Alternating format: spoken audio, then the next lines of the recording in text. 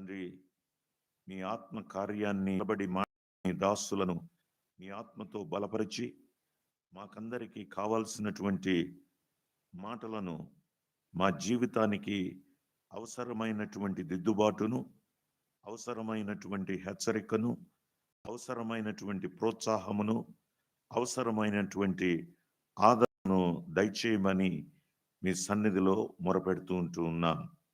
వినే చెవులు, గ్రహించే హృదయం, లోబడి నడుచును చేత సమస్తాన్ని మీ చేతులకు అప్పగిస్తూ ఉంటుండగా ఆది అంతము మీరే వహించి మీ నామమునకే మహిమను కలిగించుకునమని ఈ మనవులు మా ప్రభువును ప్రియరక్షకుడైన యేసుక్రీస్తు నామమున ప్రార్థించి వేడుకొంచుకుంటూ ఉన్నాము తండ్రి. ఆమేన్.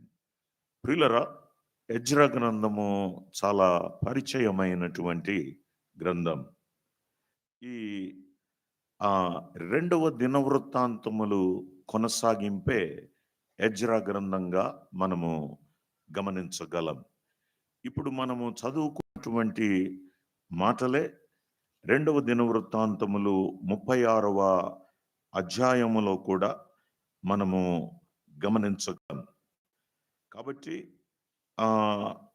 ఈ ఎజ్రా గ్రంథమును కొన్ని సంగతులను మనము ధ్యానము చేయనై ఉంటూ ఉండగా దీనిలో ఉన్నటువంటి ముఖ్య ఉద్దేశము ఈ మొదటి వచనాలలో మనము గమనించగలం.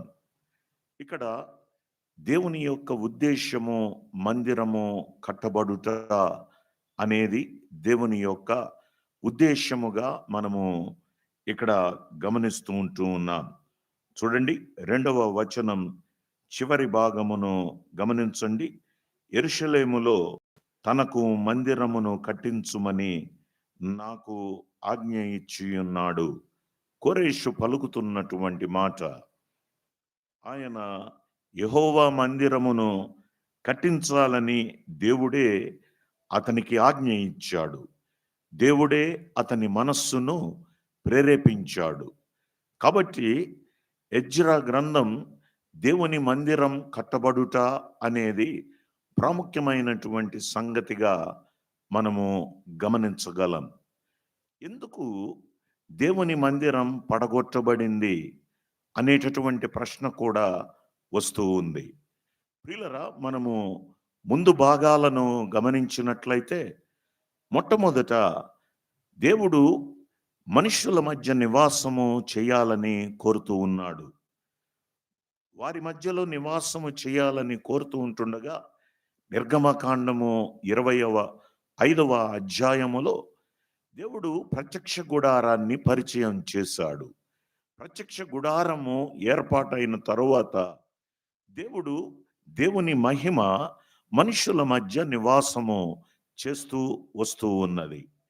ఆ తర్వాత దావీదు కాలములో ఆ ప్రత్యక్ష గుడారము అయిపోయిన తర్వాత సొలొమోను ద్వారా దేవాలయము కట్టబడింది. ఎంతో ఘనంగా వేడుక జరిగింది. ఇదిగో దేవుని మహిమ ఆ ప్రజల మధ్య నివాసం చేస్తూ ఉన్నట్లుగా మనము గమనించగలం. కాబట్టి సొలొమోను ద్వారా కట్టబడినటువంటి ఆ మందిరం పడగొట్టబడినట్లుగా మనము గమనించగలం. కాబట్టి పడగొట్టబడినటువంటి ఆ మందిరం మరలా తిరిగి కట్టబడాలి. దేవుడు మరలా ప్రజల మధ్య నివాసము చేయాలని కోరుతూ ఉన్నాడు. కాబట్టి ఆ సందర్భాలను మనము ఎజ్రా గ్రంథములో గమనించగలం. పడగొట్టబడడానికి కల కారణాలను ఈ ఉదయకాలంలో మీ దృష్టికి తీసుకొని రావాలని ఇష్టపడుతూ ఉన్నాను. కాబట్టి జాగ్రత్తగా ఆలకించాల్సిందిగా ప్రభు నామములో మిమ్మల్ని కోరుతూ ఉన్నాను. చూడండి, గమనించండి. ముందు భాగానికి రండి. 2వ దినవృత్తాంతములు 36వ అధ్యాయం 36వ అధ్యాయము 5వ వచనం చివరి భాగాన్ని గమనించండి. చివరి భాగం, అతడు తన దేవుడైన యెహోవా దృష్టికి చెడు నడత నడుచుట చేత. ఇక్కడ ఒక రాజును గమనిస్తూ ఉన్నాం. యెహోయాకీము అనే రాజు, అతని ఆ నడత, అతని ప్రవర్తన ఎలాగుంది అంటే, అతడు యెహోవా దృష్టికి చెడు నడత నడుస్తున్నటువంటి వానిగా ఉన్నాడు. 8వ వచనములో గమనించండి. 8వ వచనములో యెహోయాకీము చేసిన ఇతర కార్యములను గూర్చియు, అతడు హేయ దేవతలను పెట్టుకొనుటయు గూర్చియు ఈ గ్రంథమందు వ్రాయబడి ఉన్నది అని మనం గమనిస్తూ ఉన్నాం. కాబట్టి యెహోవా దృష్టికి చెడు నడత నడుస్తున్నటువంటి యెహోయాకీము, రెండవది ఆ ఆ హేయ దేవతలను పెట్టుకున్నటువంటి యెహోయాకీము. రెండవది 9వ వచనములో మనము గమనించినట్లయితే మరొక రాజును గమనిస్తూ ఉన్నాం. అతని పేరు యెహోయాకీను. 9వ వచనం చివరి భాగమును గమనించండి. అతడు యెహోవా దృష్టికి చెడు నడత నడిచెను. యెహోయాకీము చెడు నడత నడుస్తూ ఉన్నాడు. యెహోయాకీను చెడు నడత నడుస్తూ ఉన్నాడు. మూడవది 11వ వచనములో సిద్కియా రాజు పరిపాలిస్తూ ఉన్నాడు. పిల్లరా, అతని పరిపాలన ఎలాగుంది అంటే 12వ వచనములో అతడు తన దేవుడైన యెహోవా దృష్టికి చెడు నడత నడిచెను. కాబట్టి ముగ్గురు రాజుల పరిపాలనను మనము గమనిస్తూ ఉన్నాం. యెహోయాకీము, యెహోయాకీను, సిద్కియా. ముగ్గురి నడత దేవుని దృష్టికి ఏ విధంగా ఉంది? చెడు నడత నడుస్తున్నటువంటి వారుగా ఉన్నారు. కాబట్టి నాయకత్వము చెడిపోయినట్లుగా మనము గమనించగలం. నాయకత్వము ప్రజలైనటువంటి వారికి మాదిరిగా ఉండవలసినటువంటి నాయకత్వము చెడిపోయి ఉండగా ప్రజలు కూడా వారిని అనుకరిస్తున్నటువంటి వారుగా ఉన్నారు. కాబట్టి నేర్చుకోవలసినటువంటి పాఠం ఏమిటి అంటే, సంఘములో ఉండేటటువంటి పెద్దలు సంఘమునకు మాదిరికరముగా ఉండాలి అనేటటువంటి హెచ్చరికను మనము గమనించగలం. చూడండి, పేతురు రాసినటువంటి మొదటి పత్రిక 5వ అధ్యాయములో ఈ మాటలను మనము గమనించగలం.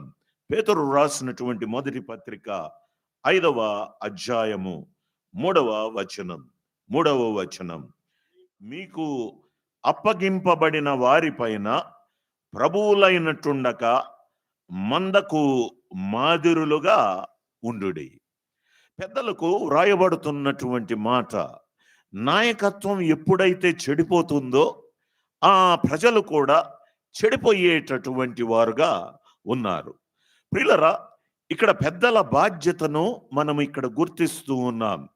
వారు కాపరులుగా ఉండగా, వారు ప్రభువులుగా కాక, వారు మందకు మాదిరిగా ఉండాలి. కాబట్టి వారి జీవితాన్ని చూసి వారు జీవించినట్టే ఆ సంఘములో ఉన్నటువంటి సభ్యులు నడవాలి అనేటటువంటిది దేవుని యొక్క ముఖ్య ఉద్దేశము అయి ఉంటూ ఉన్నది. ఎప్పుడైతే నాయకత్వం చెడిపోతూ ఉందో, నాయకత్వము వారి జీవితం మాదిరి చూపేటటువంటిదిగా ఉండదో, అప్పుడు సంఘము కూడా ఏమైపోతుంది? దారి తప్పి దేవుని దృష్టికి చెడు నడత నడిచేదిగా ఉంటూ ఉన్నది. అలాగైతే స్థానిక సంఘములో ఉండేటటువంటి పెద్దల బాధ్యత అనేటటువంటిది ఇక్కడ గుర్తించవలసిన అవసరత ఉంది. ప్రియులరా, నాయకత్వం చెడిపోయింది. వారు హేయ దేవతలను పెట్టుకున్నట్లుగా మనము గమనించగలం. అంత మాత్రమే కాదు, 12వ వచనము చూడండి. 2వ దినవృత్తాంతములు 36:12 వచనం. అతడు తన దేవుడైన యెహోవా దృష్టికి చెడు నడత నడుచుచు ఆయన నియమించిన ప్రవక్త అయిన ఇర్మియా మాట వినకయు తన్ను తాను తగ్గించుకొనకయు ఉండెను. గమనించాలి ప్రియులరా, చెడు నడత నడుచుకోవడం ఏ దేవతలను ఆశ్రయించినటువంటి నాయకులు, ఇదిగో ఆ వారు ఈ ఈ దేవుడు నియమించినటువంటి ప్రవక్త యొక్క మాటలను వినడము లేదు. కారణం ఏమిటి అంటే వారిలో దీనత్వము అనేటటువంటిది లేదు. వారు తమ్మును తాము కొనేటటువంటి వారుగా లేరు. అంటే వారి జీవితంలో ఏముంది? అతిశయం, గర్వించినటువంటి వారుగా ఉన్నారు. కాబట్టి దేవుడు వారి మీదకి తీర్పును పంపిస్తూ ఉన్నట్లుగా మనము గమనించగలం. ఎప్పుడైతే జీవితములో గర్వము అనేటటువంటిది ఉంటుందో అది నాశనానికి నడిపిస్తూ ఉంది. దేవునికి ఇవ్వవలసినటువంటి స్థానము మనము దేవునికి ఇవ్వక విగ్రహములను, ఇతర దేవతలను ఆశ్రయించినప్పుడు దేవుడు మనలను శిక్షించేటటువంటి వానిగా ఉన్నాడు. మూల కారణం ఏమిటి అంటే నాయకత్వం చెడిపోయింది. దేవుని మాటలకు నాయకులలో స్థానమే లేదు. తమ ఇష్టం వచ్చినట్లు నడుచుకుంటున్నట్లుగా మనము గమనించగలం. అందు నిమిత్తమే దేవుడు నెబుకద్నెజరు రాజును యెరూషలేము మీదకి పంపించినట్లుగా మనము గమనించగలం. ప్రియులారా, మొట్టమొదటి కారణం నాయకత్వం దేవుని దృష్టికి యథార్థముగా నడుచుకోకపోవడమే మూల కారణంగా మొదటి కారణాన్ని గమనిస్తూ ఉన్నాం. మరికొన్ని దృష్టాంతాలను మనము గమనిద్దాం. రండి, రెండవ రాజుల గ్రంథం 19వ అధ్యాయం 19వ అధ్యాయం. ఇక్కడ రాజైనటువంటి హిజ్కియాను మనము గమనిస్తూ ఉన్నాం. 20వ అధ్యాయము గమనించండి. 20వ అధ్యాయము 17వ వచనం. 20వ అధ్యాయము 17వ వచనం. వచ్చు దినములలో ఏమీయూ మిగలకుండా నీ నగరనందున్న సమస్తమును నేటి వరకు నీ పితరులు సమకూర్చి దాచిపెట్టినదంతయును బబులోను పట్టణమునకు ఎత్తుకొని పోబడునని యెహోవా సెలవిచ్చుచున్నాడు. ప్రియులారా, గమనించండి. ఇక్కడ హిజ్కియా రాజు పరిపాలనలో జరిగినటువంటి సంఘటనను మనము గమనిస్తూ ఉన్నాం. హిజ్కియా రాజు, ఆయనకు మరణకరమైనటువంటి రోగము కలిగింది. అతడు దేవునికి ప్రార్థించాడు. అతని ఆయుష్ పొడిగించబడింది. ఇప్పుడు ఆ వార్తను బబులోను రాజు విన్నాడు. విని తన దూతలను ఆ హిజ్కియా రాజు దగ్గరకు పంపించాడు. అబ్బన ఘనతను చూచి బబులోను రాజు దూతలను పంపించాడు అని హిజ్కియా రాజు ఏం చేస్తూ ఉన్నాడంటే ఆ దూతలను తీసుకొని వెళ్ళి 13వ వచనము చూడండి. ఆయన తన నగరునందున్న ఆ రాజ్యమందేమి కలిగిన సమస్త వస్తువులలో దేనిని మరుగు చేయక అన్నింటినీ సమస్తమును వారికి చూపించాను. ప్రియులారా, దేవునికి ఇష్టము లేనటువంటి పనిని చేస్తున్నటువంటి హిజ్కియా దేనిని బట్టి అంటే గమనించండి. ఇక్కడ తన రాజ్యములో ఉన్నటువంటి సమస్తమును ఆ దూతలకు చూపిస్తూ ఉన్నాడు. దీన్ని అర్థం చేసుకోవాలంటే ఒక ఉదాహరణ గమనించాలి. ఎవరైనా మన ఇంటికి మొట్టమొదటిసారి వచ్చారనుకోండి, ఏం చేస్తాం? తీసుకొని వెళ్ళి మన ఇల్లంతా మొట్టమొదట చూపిస్తాం. మా ఇల్లు చూడండి అన్నట్టుగా. ప్రియులారా, గమనించండి. అంటే ఎవరైతే చక్కగా వారి ఇల్లు కట్టుకుంటూ ఉన్నారో వారు కట్టుకున్న ఇల్లును బట్టి వారు అతిశయించి ఇదిగో ఆ ఇంటిని, ఇదిగో మా ఘనత అన్నట్టుగా చూపించేటటువంటి సందర్భం. హిజ్కియా రాజు కూడా అదే చేస్తూ ఉన్నాడు. ప్రియులారా, తన దగ్గరకు వచ్చినటువంటి దూతలను తీసుకొని వెళ్ళి తన రాజ్యములో ఉన్నటువంటి సమస్తమును నా ఘనత చూడండి అన్నట్లుగా వారికి సమస్తమును చూపించాడు. వెంటనే ప్రవక్త హిజ్కియా దగ్గరకు వచ్చాడు. వారేం చూశారు, ఏం చేశారు అని హిజ్కియాను అడిగినప్పుడు హిజ్కియా సమాధానం చెప్పాడు. ఏది దాచకుండా నేను వారికి సమస్తమును చూపించాను. ఇప్పుడు దేవుడు సెలవిస్తున్నటువంటి మాట ఏమిటి? ఇదిగో నీవేవైతే చూపించావో సమస్తము బబులోనుకు తీసుకొని పోబడతాయి. కాబట్టి గమనించాలి, హిజ్కియా యొక్క గర్వము ఇదిగో సమస్తము బబులోనుకు కొనిపోబడడానికి మూల కారణంగా మనము గమనించగలం. ప్రియులారా, అలాగైతే హిజ్కియా యొక్క గర్వమే ఇక్కడ ఆ బబులోను చెరకు మూల కారణంగా కూడా మనము గమనించగలం. అతని యొక్క గర్వాన్ని గురించి ఒక ఉదాహరణ మనము గమనిద్దాం. రండి, 18వ అధ్యాయం 2వ రాజుల గ్రంథం 18వ అధ్యాయం 15-16 వచనాలు చూడండి. 15-16 వచనాలు. కావున హిజ్కియా యెహోవా మందిరముందును రాజనగరనందున్న పదార్థములలో కనబడిన వెండి అంతయు అతనికిచ్చెను. మరియు ఆ కాలమందు హిజ్కియా దేవాలయపు తలుపులకున్న బంగారు తీయించి, గమనించండి, రాజు దండెత్తొచ్చాడు. ఇప్పుడు ఆ తన పరిపాలనలో హిజ్కియా చేసినది ఏమిటి అంటే, తను మందిరము తలుపులకు బంగారాన్ని అక్కడ ఈ కప్పినట్టుగా బంగారముతో ఆ తలుపు కావాలి అంటే అవసరత ఏమిటి? ప్రవక్త మాట వినడం, దేవుని మాట వినడం. దేవుని మాటకు ఎప్పుడైతే మనము ప్రాధాన్యతను ఇస్తామో అప్పుడు మన జీవితంలో ఏమొస్తుంది? దీనత్వము, మనలను మనము తగ్గించుకొనుట అనేది మన జీవితంలో జరుగుతూ ఉంది. మొట్టమొదటి కారణం నాయకత్వము చెడిపోవడమే. నాయకత్వము చెడిపోవడమే. పిల్లరా, రెండవ కారణాన్ని మనము గమనిద్దాం.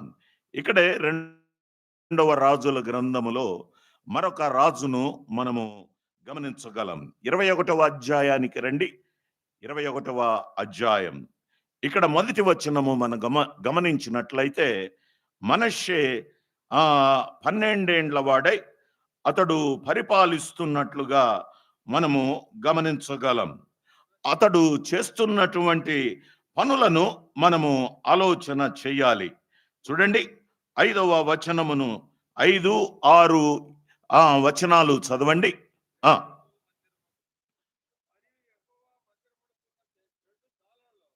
అయ్యా, విడగొట్టి చదివితే మరియు యెహోవా మందిరమునకున్న 2 సాలలలో ఆకాశ సమూహములకు ఎవరికి ఆ బలిపీఠములను కట్టిస్తూ ఉన్నాడు? సొంత మాటలు కాదండి, అక్కడే వ్రాయబడి ఉంది కదా. సో కాబట్టి బైబిల్ చదువుతూ ఉన్నప్పుడు జాగ్రత్తగా గమనించండి. ఎవరికి బలిపీఠాలు కడుతూ ఉన్నాడు? ఆకాశ సమూహములకు. ఏమిటి ఈ ఆకాశ సమూహములు? ఎఫెసీ పత్రికలో మనము గమనించినట్లయితే ఆకాశ మండలమందున్న దురాత్మల సమూహం. కాబట్టి ఇది ఈ మనష్షే ఏం చేస్తూ ఉన్నాడు అంటే బలిపీఠములను కడుతూ ఉన్నాడు. ప్రియులారా, ఆ బలిపీఠములను ఎవరికి కడుతూ ఉన్నాడు అంటే ఆకాశ సైన్యములకు బలిపీఠం. ఆకాశమందున్నటువంటి దేవునికి కాదు. ఈ బలిపీఠాలు ఎక్కడ కడుతూ ఉన్నాడు? యెహోవా మందిరములో. యెహోవా మందిరములో యెహోవాకు బలిపీఠము కట్టబడవలసి ఉంటూ ఉండగా, ఇతడు ఆకాశ సైన్యములకు యెహోవా మందిరమందు బలిపీఠములను కడుతూ ఉన్నాడు. దుఃఖకరమైన సంగతి. దేవాలయము, దేవుని మందిరము, దేవుడు నివాసము చేసేటటువంటి స్థలములో దేనికి ఆరాధన జరుగుతూ ఉంది? దేనికి ఆరాధన జరుగుతూ ఉంది? ఆకాశ సైన్యములకు, దయ్యములకు అక్కడ ఆరాధన జరుగుతూ ఉన్నట్లుగా మనము గమనిస్తూ ఉన్నాం. మనష్షే ఇదిగో అతడు చేస్తున్నటువంటి ఆరాధన దేవునికి ఇష్టంగా లేదు. ప్రియులారా, ఆ తర్వాత 6వ వచనము మనము గమనించినట్లయితే, అతడు చేస్తున్నటువంటి మరొక పని, అతడు తన కుమారుని అగ్నిగుండము దాటించి జ్యోతిష్యమును శకునములను వాడుక చేసి యక్షిణి గాండ్రతోను సోదగాండ్రతోను సాంగత్యము చేసెను. ఈ ప్రకారము అతడు యెహోవా దృష్టికి బహుగా చెడుతనము జరిగించుచు కోపము పుట్టించెను.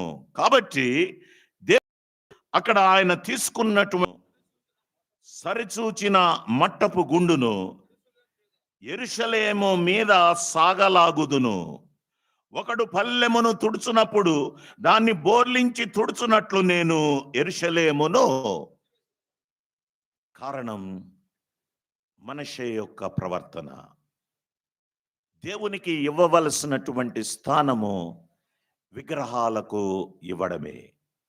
ప్రియులారా, గమనించండి, ఈ దినాలలో విశ్వాసుల జీవితాలు కూడా ఇలాగే ఉన్నాయి. ఇదిగో నిజమైనటువంటి ఆరాధించి ఆయనకు ప్రాధాన్యత, ప్రాముఖ్యతను ఇవ్వవలసినటువంటి విశ్వాసులైనటువంటి వారు వేటికి స్థానాన్ని ఇస్తున్నారంటే వాస్తులకు ప్రాధాన్యతనిస్తున్నారు. అవునా కాదా? ఎవరైనా ఇది సరైనటువంటి వాస్తు కాదు అంటే అది పడగొడుతున్నారు, మరలా కట్టడానికి ప్రయత్నము చేస్తూ ఉన్నారు. ప్రియులారా, విశ్వాసులైనటువంటి వారు ఇటువంటి ఆచారాలకు లోబడుతూ ఉన్నారు. దేవుని దాసులు ప్రార్థన చేస్తూ అదే జ్ఞాపకం చేసుకుంటూ ఉన్నారు. ప్రియులారా, ఆచారాలకు ప్రథమ స్థానము ఇస్తున్నటువంటి సంఘం. దేవుని మాటకు ప్రాధాన్యత, ప్రాముఖ్యత అనేది లేదు. ప్రాధాన్యత దేవుని వాక్యానికి ఉన్నట్లయితే ఇదిగో తగ్గింపు ఉంటుంది. దేవుని వాక్యమునకు ప్రాధాన్యత ఉంటే యథార్థత అనేది ఉంటుంది. దేవుని వాక్యానికి ప్రాధాన్యతను ఇచ్చినట్లయితే దేవుడు ఏదైతే సెలవిస్తూ ఉన్నాడో దానిని ఆచరణలో పెట్టడం అనేది జరుగుతుంది. విశ్వాసులలో ఇదే ప్రస్తుత కాలంలో ఉన్నటువంటి లోటు. మనష్షే ఇదిగో చెడిపోయినటువంటి వానిగా ఉన్నాడు. అందుకే దేవుడు సెలవిస్తూ ఉన్నాడు, యెరూషలేమును నేను తుడిచివేసేదను. ప్రియులారా, కాబట్టి నాయకులైనటువంటి వారు సరిగా లేకపోతే జరిగేటటువంటి నష్టాన్ని మనము ఇక్కడ గమనించగలం. చూడండి, మరొక ఉదాహరణలో ఒక్క మాటను మాత్రం నేను మీ దృష్టికి తీసుకొని వచ్చి నేను దాటి వెళ్తాను. చూడండి, 22వ అధ్యాయం ఇక్కడ మొదటి వచనము గమనించినట్లయితే, ఇక్కడ మరొక రాజు ఏలుతూ ఉన్నాడు. అతని పేరేమిటి? యోషియా రాజు ఏలుతూ ఉన్నాడు. యోషియా రాజు ఎలాగూ నడుచుకుంటూ ఉన్నాడు అంటే 2వ వచనములో మనము గమనించినట్లయితే అతని ప్రవర్తన యథార్థంగా ఉంది. అతడు దావీదు చూపినటువంటి ప్రవర్తనకు సరిగా నడుస్తూ ఉన్నాడు. కుడికి గాని ఎడమకు గాని తిరిగినటువంటి వాడు కాడు. దేవుని దృష్టికి యథార్థంగా ప్రవర్తిస్తున్నటువంటి యోషియా. కాబట్టి యోషియా ఏం చేశాడు అంటే, దేవాలయమును బాగు చేస్తూ ఉంటుండగా అక్కడ ఆ దేవుని వాక్యము, ధర్మశాస్త్రము అనేటటువంటిది దొరికింది. ఇదిగో అది శాస్త్రికి ఇవ్వడం జరిగింది. ఆ ధర్మశాస్త్రమును చదివినప్పుడు దానిలో వ్రాయబడినటువంటి మాటలు ఏమిటి అంటే, ఇదిగో యెరూషలేము చెరపట్టబడుతుంది అనే సంగతులను చదివినట్లుగా మనము ఇక్కడ గమనించగలం. చూడండి 16వ వచనం, చూడండి 16వ వచనం. యెహోవా సెలవిచ్చున్నదేమనగా, యూదారాజు చదివించిన గ్రంథములో వ్రాయబడి ఉన్న కీడంతయు ఏదియు విడిచిపెట్టకుండా ఈ స్థలము మీదకిని దాని కాపురస్తుల మీదకిని రప్పింతును. కాబట్టి రాజు ఈ మాటలను విన్నాడు. ఇదిగో అది ఎక్కడ వ్రాయబడి ఉంది? గ్రంథములో వ్రాయబడి ఉంటూ ఉన్నది. గ్రంథమును చదివించుకున్న యోషియా రాజు వెంటనే అతని ప్రవర్తన ఏమిటి అంటే 19వ వచనములో మనము గమనిస్తూ ఉన్నాం. అతడు తన్ను తాను దీనునిగా చేసుకుంటూ ఉన్నాడు. దేవుని సన్నిధిలో సాగిలపడి నమస్కారం చేస్తూ ఉన్నాడు. దేవుణ్ణి బ్రతిమలాడుకుంటూ ఉన్నాడు. అయ్యా, ఈ కీడు రాకుండా సహాయం చేయి. అప్పుడు దేవుడు సెలవిచ్చినదేమిటి అంటే, నీ కాలములో ఈ కీడును రప్పించను. 20వ వచనం. నేను నిన్ను నీ పితరుల యొద్దకు చేర్చుదును, నీవు నెమ్మది నొందిన వాడవై సమాధికి చేర్చబడుదువు. నేను ఈ స్థలము మీదకి రప్పింపబోవు కీడును నీవు నీ కన్నులతో చూడవు. పిల్లలు గమనించండి, రెండు కాంట్రాస్ట్. ఇద్దరు రాజులు వారి యొక్క ప్రవర్తనను మనము గమనించాం. వారిద్దరూ చెడిపోయినటువంటి వారుగా ఉన్నారు. దేవుని దృష్టికి చెడు నడత నడుస్తున్నటువంటి వారుగా ఉన్నారు. వారు విగ్రహములను ఆశ్రయించినటువంటి వారుగా ఉన్నారు. వారు బలిపీఠములను ఆకాశ సైన్యములకు కడుతున్నటువంటి వారుగా ఉన్నారు. కాబట్టి దేవుడు ఆ దినాలలో చేసినటువంటి ప్రమాణం ఏమిటి అంటే, నేను తుడిచివేయుదును. యోషియా రాజు దేవుని దృష్టికి యథార్థంగా నడిచాడు. కుడి ఎడమలకు తొలగకుండా సరిగా నడుస్తూ ఉన్నాడు. దేవుని వాక్యమును చదువుతూ ఉన్నాడు, వింటూ ఉన్నాడు. ఎప్పుడైతే విన్నాడో వెంటనే కలిగినదేమిటి? దీనత్వం, తన్ను తాను తగ్గించుకోవడం. దేవుని మీద విశ్వాసం ఉంచాడు. దేవుణ్ణి ప్రార్థిస్తూ ఉన్నాడు, అయ్యా సహాయం చేయి. అతని నీ దినములలో ఈ కీడును నువ్వు చూడవు. కాబట్టి యథార్థత రాబోయే కీడును ఏం చేసింది? ఆపింది. దుష్టత్వము, చెడుతనం ఏం చేసింది? కీడును నిర్ణయించడం జరిగింది. ప్రియులరా, అమ్మ ఇక్కడ వినండి, తర్వాత మాట్లాడుకుందరు. గమనించాలి, చెడుతనము తీర్పును తీసుకొని వస్తుంది. యథార్థత ఆ కీడును పోస్ట్పోన్ చేస్తూ ఉంది. అమ్మా, ఆయా, నా జీవితంలో నేర్చుకునవలసిన పాఠము ఇదే.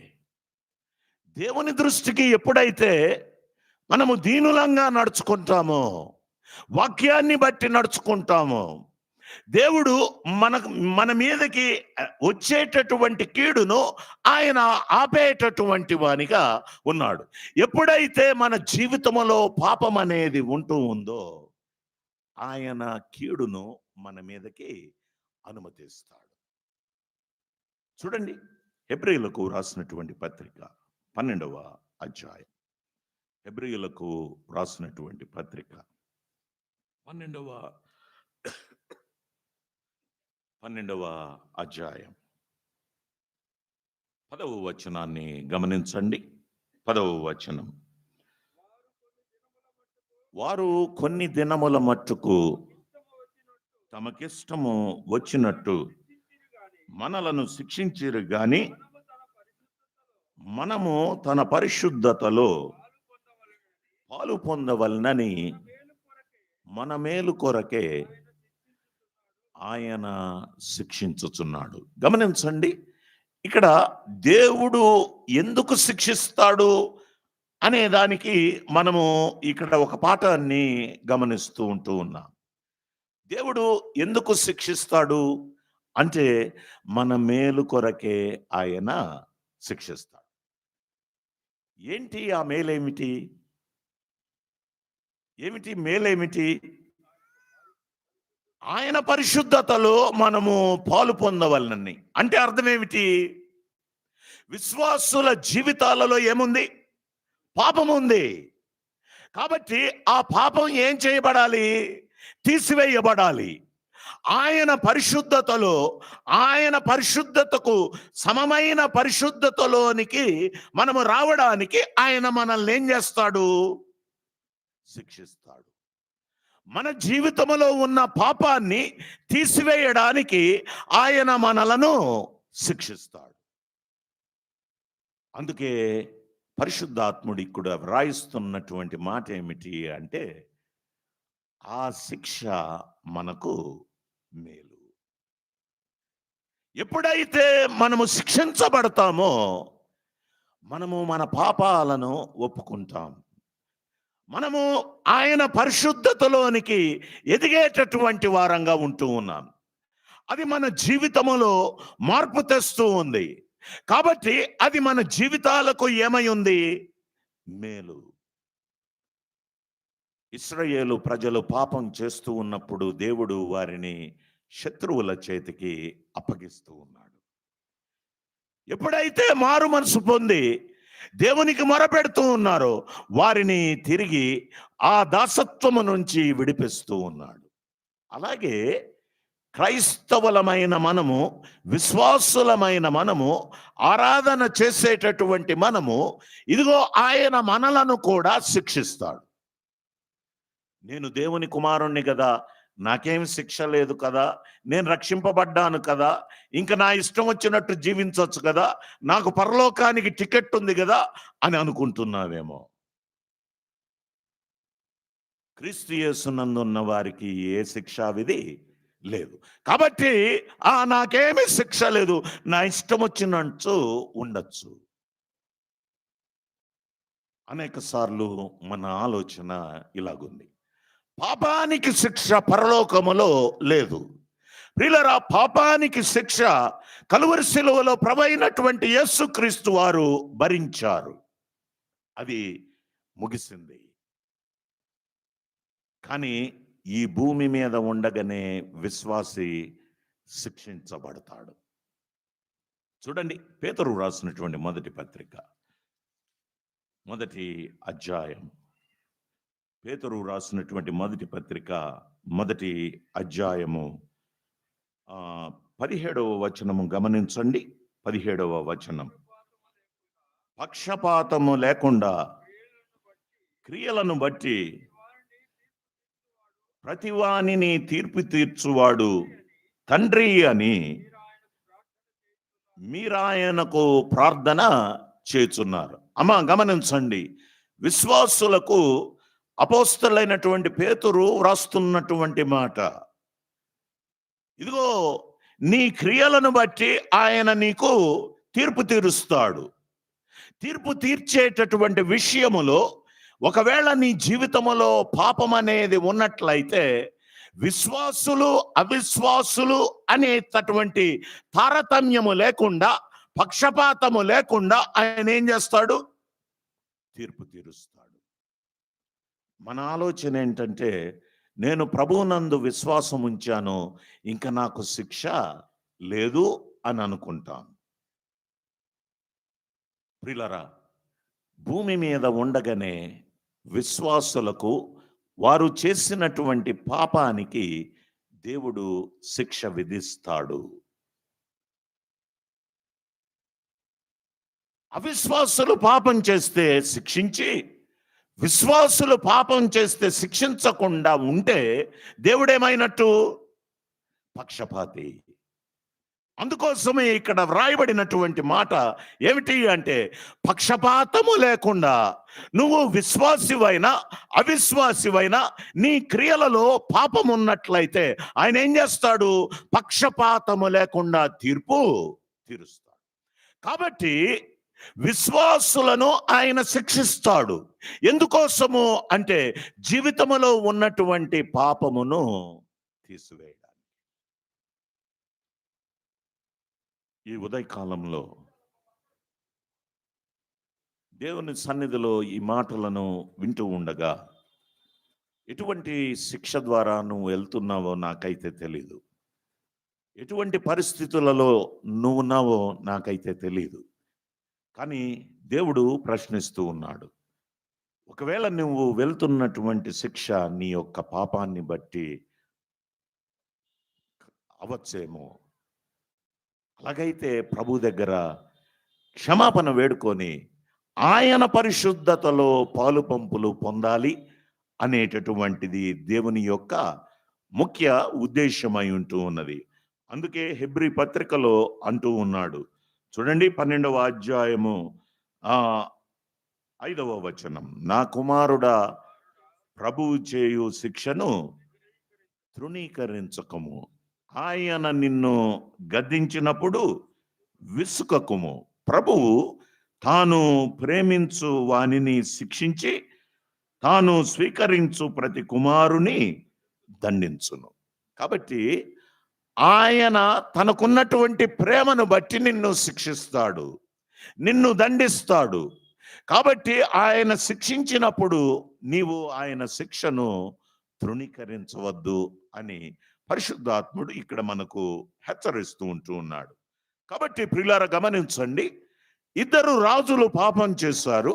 ఒక రాజు యథార్థతను బట్టి నడుచుకుంటూ ఉన్నారు.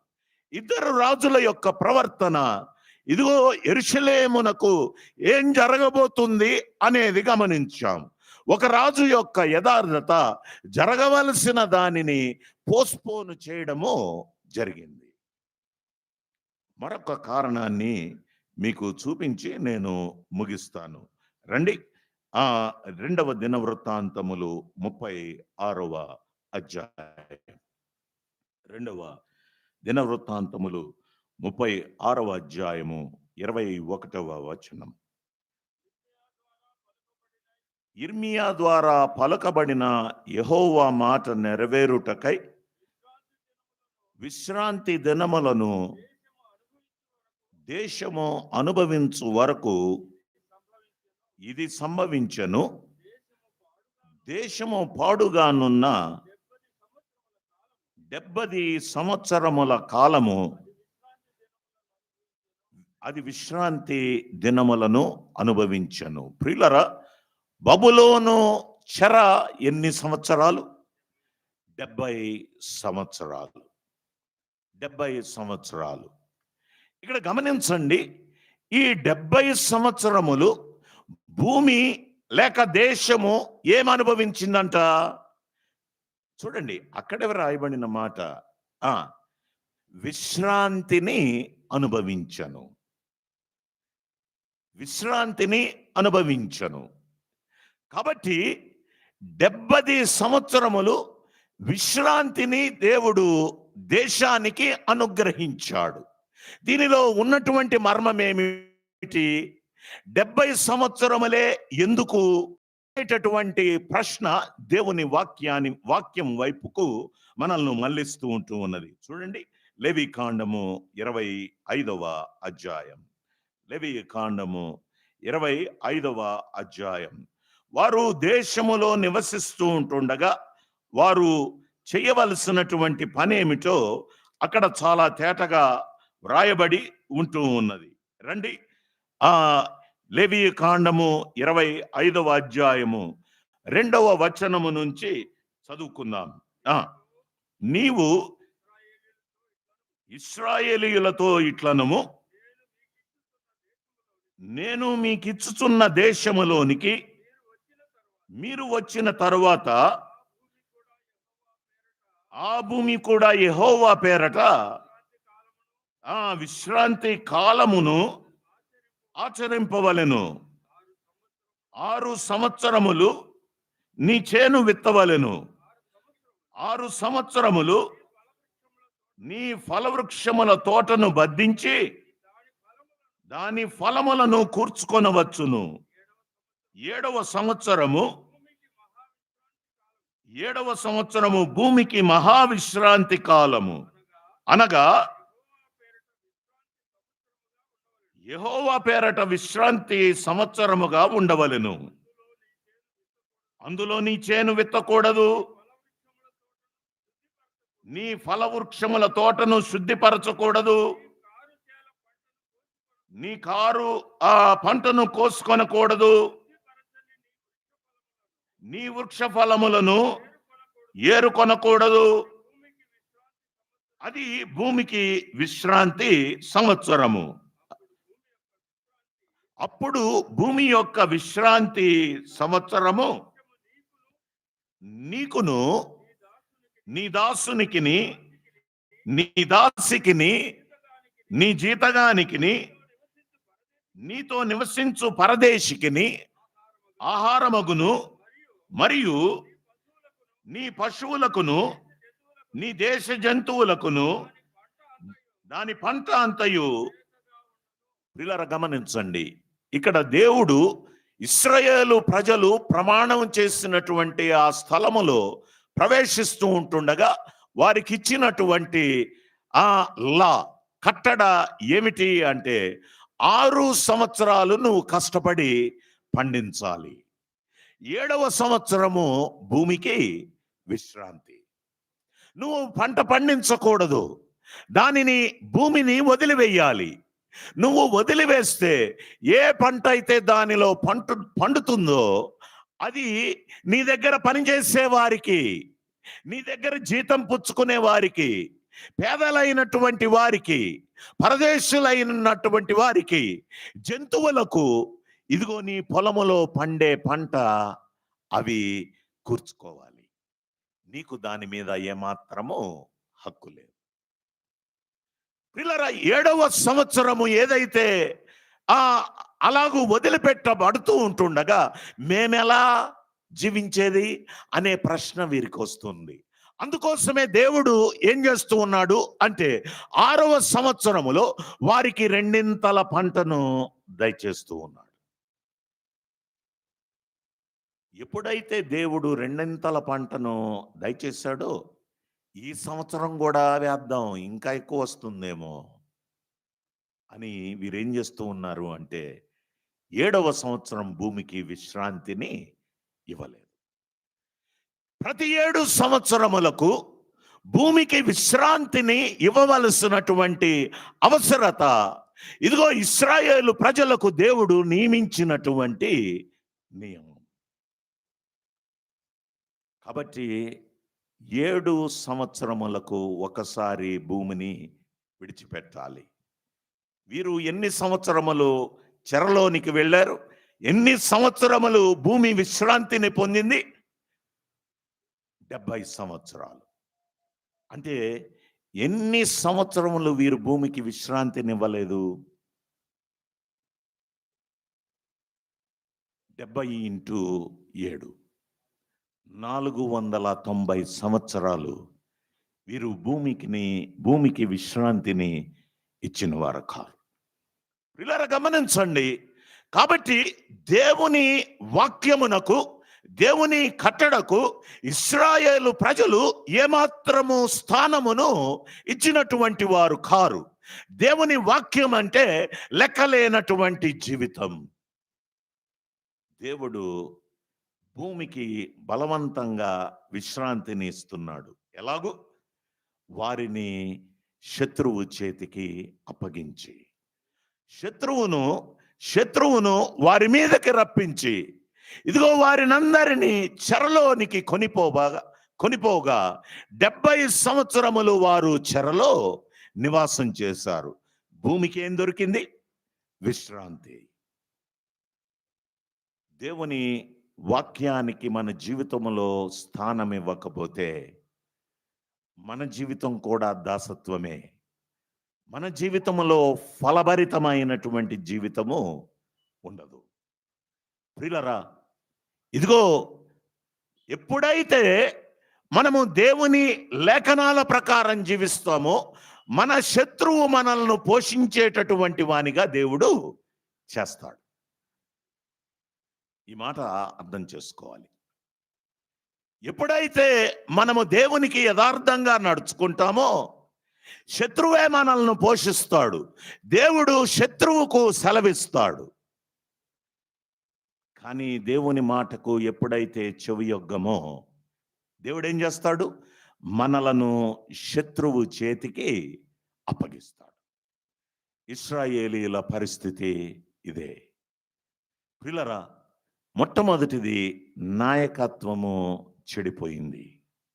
వారు గర్వించినటువంటి వారుగా ఉన్నారు. దేవుని వాక్యానికి, ప్రవక్తల మాటకు వారి జీవితాలలో స్థానమే లేదు. హేయ దేవతలను తమ హృదయాలలో ఉంచుకున్నారు. దేవునికి వారి జీవితాలలో స్థానమే లేదు. కాబట్టి దేవుడు వారిని బబులోను చెరకు పంపిస్తూ ఉన్నాడు. కాబట్టి మనము చదువుకున్నటువంటి ఎజ్రా గ్రంథములో మనము నేర్చుకోవలసినటువంటి పాఠం ఏమిటి అంటే 70 సంవత్సరాలు వారి చెరకాలము ముగిసింది. 70 సంవత్సరాల చెరకాలము ముగిసింది. ఇప్పుడు దేవుడు ఒక రాజును ప్రేరేపిస్తూ ఉన్నాడు. అతడు కూడా అన్యరాజే. అతని పేరు కోరేషు. అతడు పారసీక దేశపు రాజు అయి ఉంటూ ఉన్నాడు. అతనిని ప్రేరేపించి ఇశ్రాయేలు ప్రజలను వెనక్కు తిరిగి యెరూషలేమునకు పంపిస్తూ వారి ప్రయాణము, వారు మందిరము కట్టుట అనేది మొదటి 6 అధ్యాయాలలో గమనిస్తాం. 7వ అధ్యాయము నుంచి 10వ అధ్యాయం వరకు ఎజ్రా నాయకత్వములో వారి స్పిరిచువల్ రివైవల్, వారు ఆత్మీయంగా కట్టబడుట. మొదటి 6 అధ్యాయాలు దేవుని మందిరము కట్టబడుట, తిరిగి కట్టబడుట. 7వ అధ్యాయము నుంచి 10వ అధ్యాయం వరకు ఆత్మీయంగా ఎజ్రా నాయకత్వములో వారు కట్టబడుట అనేటటువంటివి మనము గమనించగలం. ఈ 6, 7 అధ్యాయాలకు మధ్యలో 58 సంవత్సరాల కాలం ఉంది. ఆ 58 సంవత్సరాల కాలమే ఎస్తేరు గ్రంథం.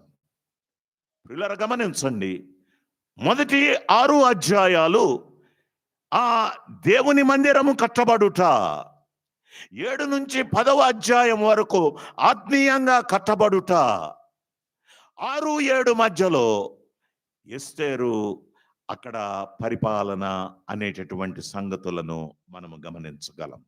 కాబట్టి మందిరము వారు కట్టుట అనేది, ఆత్మీయంగా వారు కట్టబడుట అనేది ఈ సెషన్స్లో మనము ధ్యానము చేయనై ఉంటూ ఉన్నాం. మొదటి సెషన్ పరిచయంగా మనము గమనించింది ఏమిటి అంటే, వారు చెరలోనికి కొనిపోబడడానికి కారణం ఏమిటి అంటే, వారు దేవుని దృష్టికి చెడు నడత నడుస్తూ ఉన్నారు. వారు దేవుని మాటకు ఏమాత్రము చెవియొగ్గినటువంటి వారు కారు. వారి జీవితములో దీనత్వమే లేదు. గర్వముతో నడిచారు. దేవుని కట్టడకు విధేయత చూపక దేవుడు ఆజ్ఞాపించినటువంటి విశ్రాంతి కాలములను అనుభవించలేదు, వారు పాటించలేదు. కాబట్టి దేవుడు వారిలోనికి పంపించి భూమికి విశ్రాంతిని అనుగ్రహిస్తూ ఉన్నాడు. ప్రియులరా, ఒకవేళ మనము ఫలభరితముగా ఉండకపోవడానికి కారణము కూడా మన ఆత్మీయ జీవితంలో ఉన్నటువంటి లోటేమో ఒకసారి ఈ మొదటి సెషన్లో దేవుడు మన జీవితాలతో మాట్లాడుతూ ఉంటుండగా మన జీవితాలను పరీక్ష చేసుకుందాం. దేవుని వాక్యానికి మన జీవితంలో మనమిచ్చే స్థానం ఏమిటి? ఆయన ఆజ్ఞలకు విధేయత చూపుతూ ఉన్నామా? చూడండి, చివరి మాట, మొదటి యోహాను పత్రిక 2వ అధ్యాయం 4వ వచనాన్ని గమనించండి. 4వ వచనం, ఆయనను ఎరిగి ఉన్నానని చెప్పుకొనుచు ఆయన ఆజ్ఞలను గైకొనని వాడు అబద్ధీకుడు, వానిలో సత్యమే లేదు. ఏమని చెప్పుకుంటున్నారు అమ్మా? ఏమని చెప్పుకుంటున్నారు? ఆయనను ఎరిగి ఉన్నాను అంటే విశ్వాసులే. విశ్వాసులకు ఇక్కడ పెట్టబడుతున్న పేరేమిటి?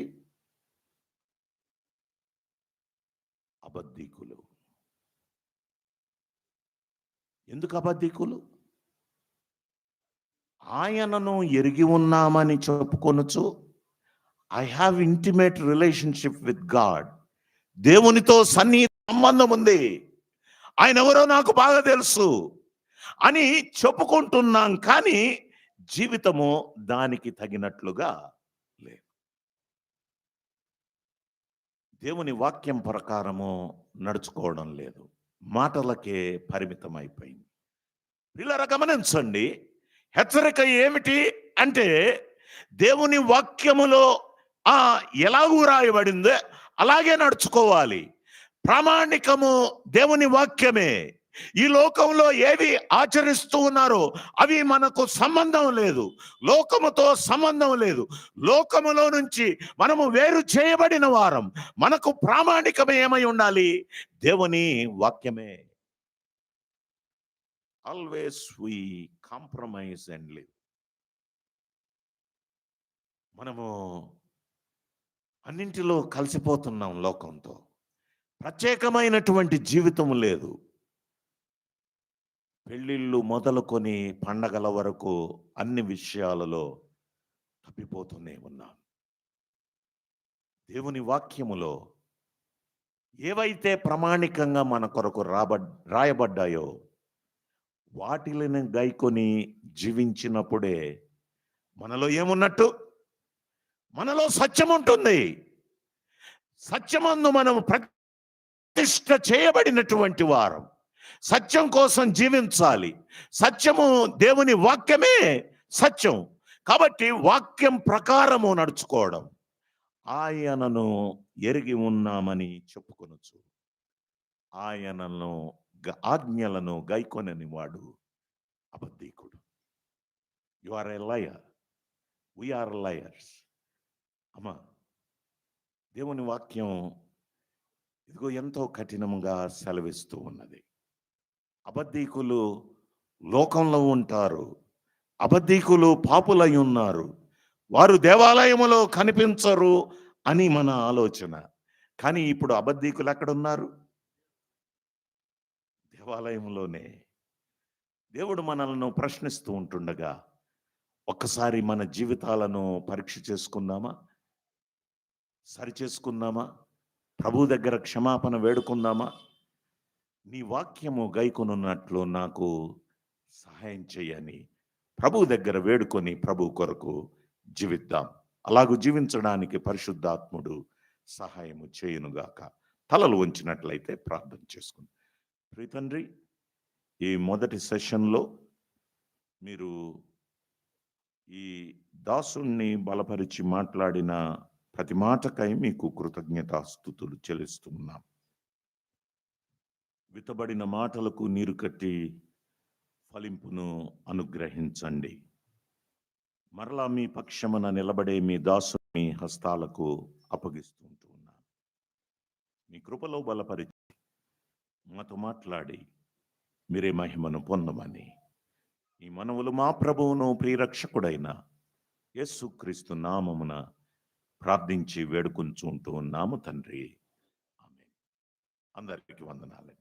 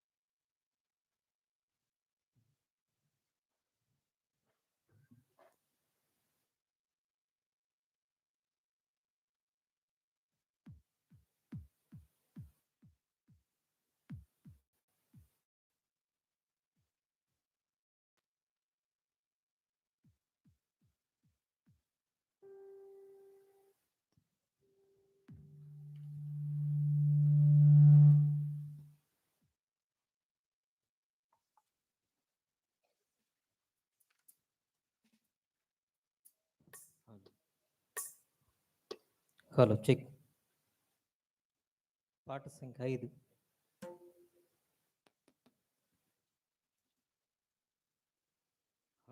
పాటల బుక్స్ మీకు అందుబాటులో ఉన్నాయి.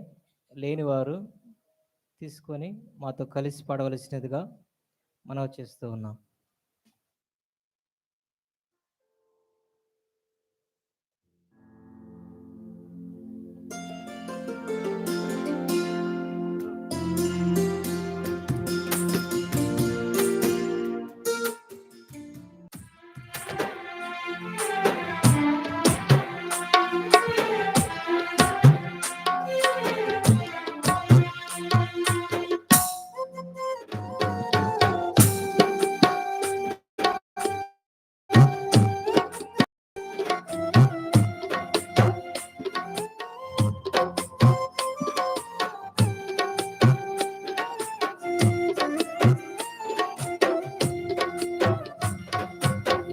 మొదగిన వాడవు సహాయుడవు యేసయ్యా, ఆపత్కాలములో ఆశ్రయమైనది నీవేనయ్యా.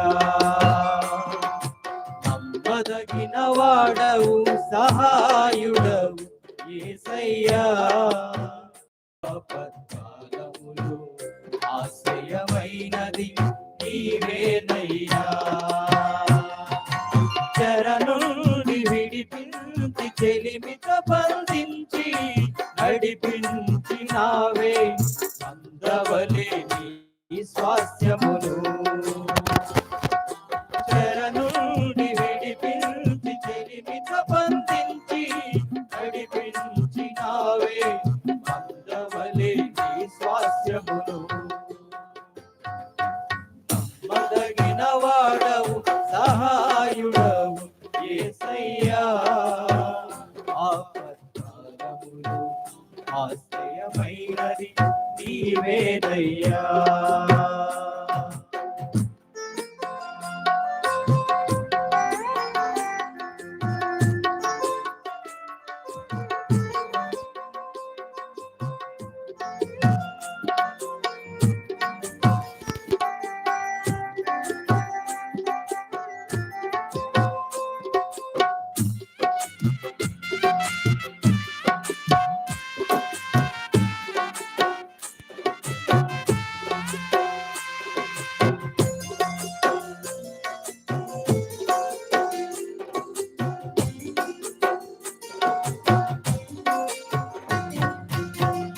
జనులకు నీవు న్యాయాధిపతి వైదివే, శత్రువుల కోటలన్నీ కూలిపోయెను, సంకెళ్ళు సంబరాలు మోగపోయెను. నీ జనులకు నీవు న్యాయాధిపతి వైదివే, శత్రువుల కోటలన్నీ కూలిపోయెను, సంకెళ్ళు సంబరాలు మోగపోయెను. నిరీక్షణకర్తవైన నిన్నే నమ్మిన ప్రజలు నిత్యానంద భరితులై సీయోనుకు తిరిగి వచ్చెను. నిరీక్షణకర్తవైన నిన్నే నమ్మిన ప్రజలు నిత్యానంద భరితులై సీయోనుకు తిరిగి వచ్చెను. నమ్మదగిన వాడవు సహాయుడవు యేసయ్యా, ఆపత్కాలములో ఆశ్రయమైనది నీవేనయ్యా.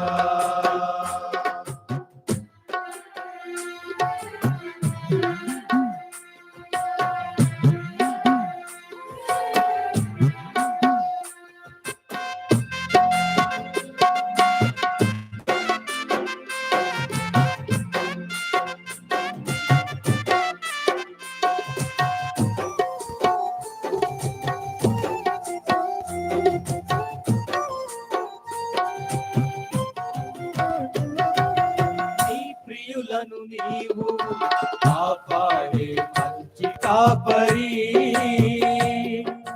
జటిలమైన త్రోవలన్నీ దాటించితివి, సమృద్ధి పంచితివి నీ ప్రియులను నీవు మంచి కాపరి జటిలమైన త్రోవలన్నీ దాటించితివి సమృద్ధి జీవముతో పోషించితివి ఆలోచనకర్తవైన నీ స్వరమే వినగా నిత్యాదరణను పొంది నీ క్రియలను వివరించెను ఆలోచనకర్తవైన నీ స్వరమే వినగా నిత్యాదరణను పొంది నీ క్రియలను వివరించెను నమ్మదగిన వాడవు సహాయుడవు యేసయ్యా ఆపత్కాలములో ఆశ్రయమైనది నీవేనయ్యా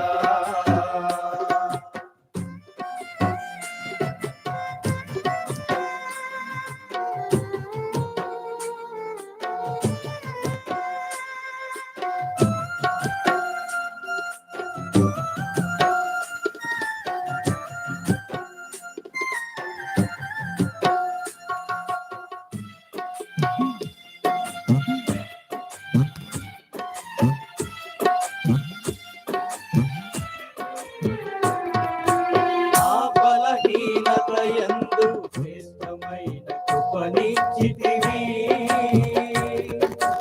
యోగ్యమైన దాసునిగా మలచుకొంటివి అర్హమైన పాత్రగా నన్ను నిలుపుకొంటివి నా బలహీనతయందు శ్రేష్టమైన కృపనిచ్చితివి యోగ్యమైన దాసునిగా మలచుకొంటివి అర్హమైన పాత్రగా నన్ను నిలుపుకొంటివి ఆదరణకర్తవై విడువక తోడై నిలిచి సర్వోత్తమమైన మార్గములో నడిపించుము ఆదరణకర్తవై విడువక తోడై నిలిచి సర్వోత్తమమైన మార్గములో నడిపించుము మదగిన వాడవు సహాయుడవు యేసయ్యా ఆపత్కాలములో ఆశ్రయమైనది నీవేనయ్యా మదగిన వాడవు సహాయుడవు యేసయ్యా ఆపత్కాలములో ఆశ్రయమైనది నీవేనయ్యా చెర నుండి విడిపించి చెలిమితో బంధించి నడిపించినావే అంతవలె నీ స్వాస్థ్యములో చెర నుండి విడిపించి చెలిమితో బంధించి నడిపించినావే అంతవలె నీ స్వాస్థ్యములో